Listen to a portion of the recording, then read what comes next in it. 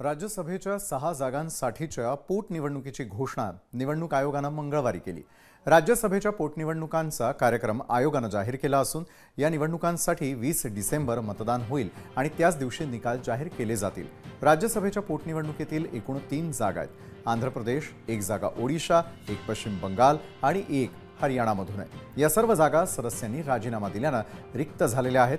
पोटनिवडणुकीसाठी अर्ज दाखल करण्याची अखेरची तारीख ही 10 डिसेंबर आहे, तर अर्ज मागे घेण्याची अखेरची तारीख आहे 13 डिसेंबर। दरम्यान राज्यसभेच्या सदस्य संख्येवरती आता आपण एक नजर टाकणार आहोत। तर एनडीए 119 सदस्य आहेत, इंडियाचे 112 सदस्य, भाजप 95 सदस्य, जदयू 4 सदस्य, राष्ट्रवादीचे 3 सदस्य, तर इंडियामध्ये 112 सदस्यांपैकी काँग्रेसचे 27, तृणमूल काँग्रेस 12, आप 10 सदस्य आणि द्रमुकचे एकूण 10 सदस्य आहेत। लोकशाही मराठी ऐका, पहा, जागरूक रहा।